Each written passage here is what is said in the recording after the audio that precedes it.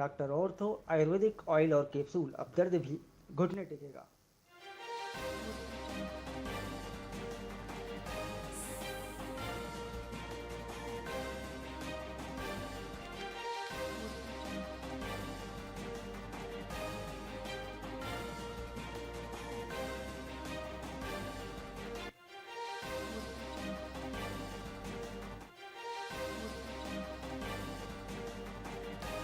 CM Vishnudeo Sai ने कोरबा को दी 223.88 करोड़ रुपए की सौगात। 66 विकास कार्यों का किया लोकार्पण और भूमि पूजन कार्यक्रम में डिप्टी सीएम अरुण साव भी रहे मौजूद।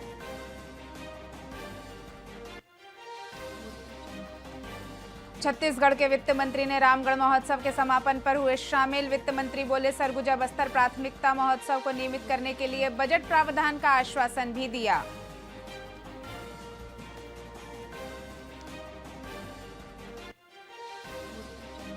रायपुर, दुर्ग समेत 14 जिलों में बारिश का येलो अलर्ट। धमतरी महासमुंद में 50 किलोमीटर रहेगी हवा की रफ्तार। कल से एक्टिव हो सकता है मानसून।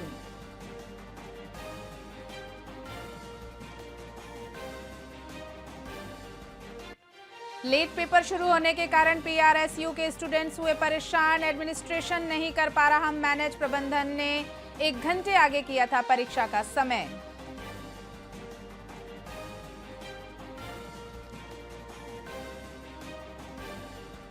और पीएम आवास योजना में प्रदेश में अग्रणी बना रायगढ़ जिला। मिशन मोड में बने 20,000 से अधिक पक्के मकान। 2024-25 में 20,000 से अधिक मकानों को निर्माण किया पूरा।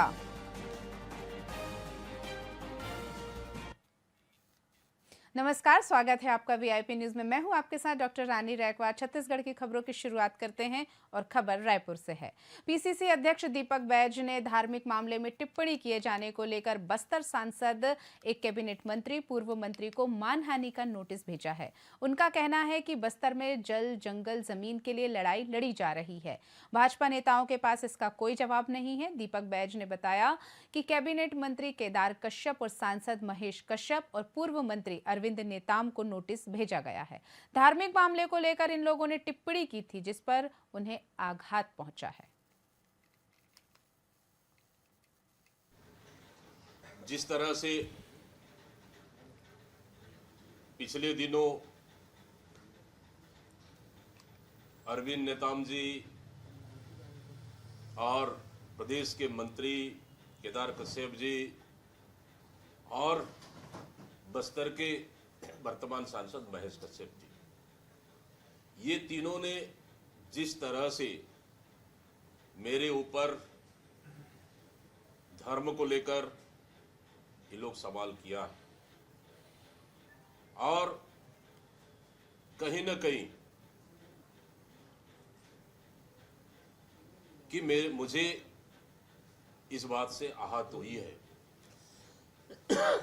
राजनीतिक रूप से भी, क्योंकि इसलिए कि मैं बस्तर के हक के लिए, वहाँ के लोगों के लिए, वहाँ की जनता के लिए जल, जंगल, जमीन, खनिज संसाधन बचाने के लिए लड़ाई लड़ रहा हूँ और पूरे प्रदेश में इस सरकार के खिलाफ मैं मजबूती के साथ लड़ाई लड़ रहा हूँ। बिल्कुल, जिस तरह से पूरे प्रदेश में लगातार अवैध रेत चोरी का मामला, उत्खनन का मामला लगातार आ रही है। सबसे पहले तो बस्तर के एक पत्रकार को इस सरकार ने जेल भेज दिया, नकली फर्जी गांजा केस बनाकर उनको जेल भेज दिया। सबसे पहले सरकार का रेत उत्खनन के मामलों को लेकर उन्होंने पर्दाफाश किया था।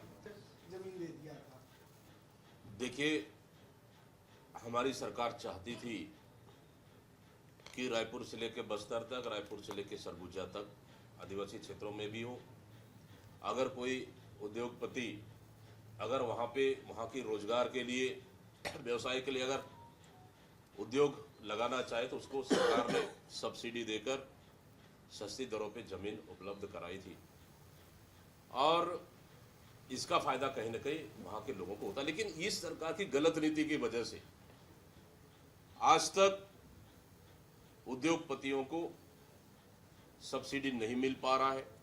देखिए, अब ये तो क्या स्मार्ट सिटी बनाने चले थे, स्मार्ट सिटी तो बना नहीं पाए। अब सिर्फ आधे घंटे की बारिश ने ही सरकार का पूरा पोल खोल दिया है। पूरे रायपुर और अन्य नगर निगम में पूरी तरह से पानी सड़क के ऊपर आ गया। लोग कहीं न कहीं आलाकान है और भविष्य में जो अभी तो बरसात शुरू भी नहीं हुई है। रायपुर में पुलिस की सख्ती के तहत हिस्ट्री शीटर तोमर बंधुओं के 2 गुर्गों को गिरफ्तार किया गया है, जिनमें एक महिला भी शामिल है। आपको बता दें कि यह घटना पुरानी बस्ती थाना क्षेत्र में हुई, जहां पत्रकारों से मारपीट और उनका मोबाइल व कैमरा छीनकर बंधक बनाने का मामला सामने आया है।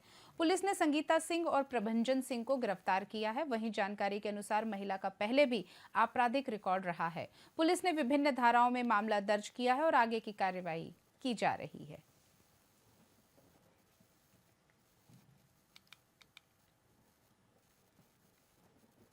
एक गायत्री सिंह और रितेश बंजारे, ये दोनों रिपोर्टर हैं। ये रिपोर्टिंग करने के लिए वीरेंद्र कुमार घर के आसपास गए थे। इनके द्वारा रिपोर्टिंग की जा रही थी। इसी दौरान उनके घर में रहने वाले संगीता सिंह और प्रभंजन सिंह, इनके द्वारा इनसे कुछ बदसलूकी की गई और साथ ही साथ इनका कैमरा और मोबाइल छीन लिया गया था, जिस पर से इन्होंने पुलिस को सूचना दी। पुलिस तुरंत वहाँ पहुँची और मामले की गंभीरता को देखते हुए प्रभंजन सिंह और संगीता सिंह को हिरासत में लेकर भी थाने लाया गया है। फिलहाल प्रार्थना से पूछताछ की जा रही है। जो भी तथ्य आएंगे उसके हिसाब से एफआईआर किया जाएगा और आगे कार्रवाई की जाएगी। सप्ती जिले के खमरिया गांव में स्थित बनाफा डोलोमाइट माइंस में अवैध उत्खनन फिर से शुरू हो गया है। माइन संचालक ने 10 एकड़ के निर्धारित क्षेत्र से बढ़ाकर 15 से 20 एकड़ में खुदाई कर दी है। वहीं कुछ माह पहले 72 लाख रुपए का जुर्माना लगाए जाने के बावजूद संचालक ने जुर्माना नहीं चुकाया और नियमों को दरकिनार करते हुए अवैध गतिविधियां अभी भी जारी रखी। जिला खनिज अधिकारी के बंजारे ने मामले की जांच कर जल्द कार्रवाई करने की बात कही है। हम लोग अभी सप्ती जिले के खमरिया ग्राम में हैं। यहाँ बनाफर डोलोमाइट माइंस है। हम लोग पीछे देखे हैं कि ये डोलोमाइट माइंस 10 एकड़ के आसपास का है। इनको परमिशन दिया गया है, लेकिन यहाँ पे आने पता चल रहा है कि पीछे ये 20 एकड़ से भी ज़्यादा इस खदान को खोद चुके हैं और उसके बाद भी और देखेंगे पीछे में खोदते जा रहे हैं। इसका उत्खनन अभी जारी है। न जाने अधिकारियों का नज़र इस पर कैसे नहीं पड़ रही है, या तो डोलोमाइट माफिया इतना गुप्त रूप से रात को माइंस में ब्लास्टिंग कर रहे हैं, दिन में कर रहे हैं, या अधिकारियों से साठगांठ करके ब्लास्टिंग कर रहे हैं, ये समझ के परे है।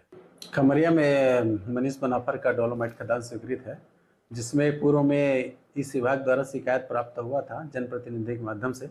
उसके तहत अवैध रूप से उत्खनन का, जिसमें लीज क्षेत्र से बाहर का खुदाई किया गया था, जिसके तहत पेनाल्टी लगाया गया था और उसमें लगभग वही 15 से 17 लाख करीब जमा हुआ है। बाकी उसकी पेनाल्टी विशेष है, कार्रवाई प्रचलन में है उसका।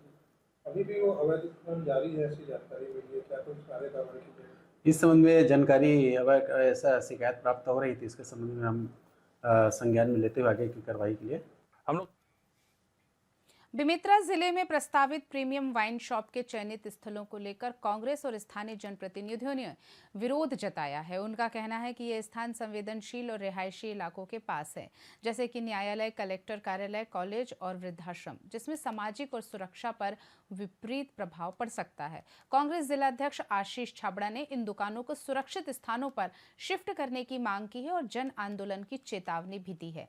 यदि प्रशासन इस पर पुनर्विचार नहीं करता तो आंदोलन किया जाएगा।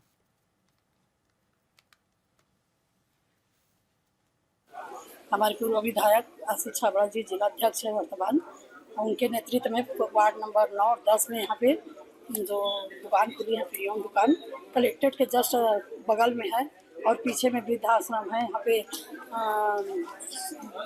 हाईवे चैनल है, आए दिन यहाँ पे हादसा होते ही रहता है। ज्ञापन देने आए हैं, क्या है? देखिए, दुर्भाग्य देखिए छत्तीसगढ़ का, जब से छत्तीसगढ़ में भारतीय जनता पार्टी की सरकार बनी है, एक तरफ सरकार के माध्यम से 10,000 से भी ज्यादा स्कूलों का युक्तिकरण के नाम से स्कूल बंद करने का काम कर रही है। दूसरी तरफ पूरे प्रदेश में 68 नई शराब की दुकानें। बेमेतरा अकेले हमारे जिले में ऐसी जानकारी आई है कि 3 से 4 दुकानें खुल रही है। कलेक्ट्रेट के ठीक सामने एक प्रीमियम शॉप के नाम से एक अंग्रेजी की शराब की दुकान खुलने जा रही है। पूरे वार्ड वासी उसका विरोध करने आए हैं। बेमेतरा शहर में प्रीमियम वाइन शॉप खुलना है शासन के निर्देशानुसार। स्थल चयन को लेकर इन लोगों को आपत्ति है और पूर्व विधायक जी के नेतृत्व में आज लोगों ने कलेक्टर आकर ज्ञापन सौंपा है और इस पर आदरणीय कलेक्टर महोदय के साथ चर्चा करके उस पर उचित निर्णय लिया जाएगा। शहर प्रवासी क्षेत्र में खोलने का लोग लगातार विरोध कर रहे हैं, गलत नहीं है ये? देखिए, प्रीमियम शॉप जो है वो शहर के बीच में ही खोला जाता है और इसीलिए ये स्थल प्रस्तावित है और देखेंगे जो ज्ञापन आए उस पर उचित निर्णय लिया जाएगा। हमारे पूर्व विधायक आशीष छाबड़ा जी। छत्तीसगढ़ हाईकोर्ट ने युक्ति युक्तकरण मामले में बेहद महत्वपूर्ण निर्देश जारी किए हैं। कोर्ट ने नई गाइडलाइन पर 1 सप्ताह के लिए अंतरिम रोक लगाई है। याचिकाकर्ताओं को 13 जून तक कलेक्टर समिति के समक्ष अपना अभ्यावेदन प्रस्तुत करने का निर्देश दिया गया है। इसके बाद 16 और 17 जून को याचिकाकर्ताओं को समिति के सामने अपनी बात रखने का मौका मिलेगा। साथ ही हाईकोर्ट के आदेशानुसार कलेक्टर समितियां 1 सप्ताह के भीतर निर्णय लेंगी। ये निर्देश प्रदेश भर के शिक्षकों और शिक्षा विभाग के लिए बेहद महत्वपूर्ण है, क्योंकि इससे युक्ति युक्तकरण प्रक्रिया पर अस्थायी विराम लग गया है। युक्ति युक्तकरण से संबंधित करीब 75 याचिकाएं आज माननीय रविंद्र अग्रवाल के जस्टिस रविंद्र अग्रवाल जी के कोर्ट में सुनवाई के लिए नियत थी, जिसमें अधिकांश पिटीशन में माननीय न्यायालय ने यह निर्देश दिया है कि सभी याचिकाकर्ता 13 तारीख को अपना अभिवादन दें, जिसमें वो अपने गृहांश लिख कर दे सकते हैं और कलेक्टर की अध्यक्षता में गठित वो कमेटी 16 तारीख को वो अपील होंगे पिटिशनर और वो उसको फिर डिसाइड करेगी आज से 7 दिन के अंदर। कुछ केस में माननीय न्यायालय ने 16 तारीख निर्धारित की है और कुछ केस में 17 तारीख को पिटिशनर उस कमेटी के सामने उपस्थित होंगे और आज से 7 दिन के अंदर कमेटी को उस पर निर्णय लेना है। युक्ति युक्तकरण से संबंधित करीब 75 याचिकाएं आज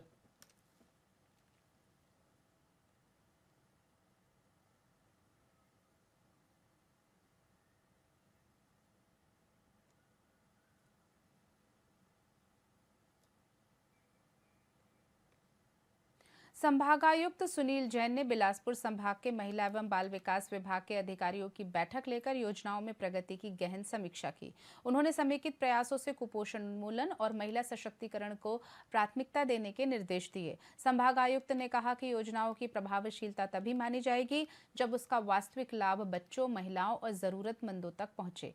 महिला एवं बाल विकास विभाग विकास सीधे समाज के सबसे संवेदनशील वर्गों के साथ जुड़ा हुआ है। इसमें किसी भी प्रकार की लापरवाही कतई बर्दाश्त नहीं की जाएगी।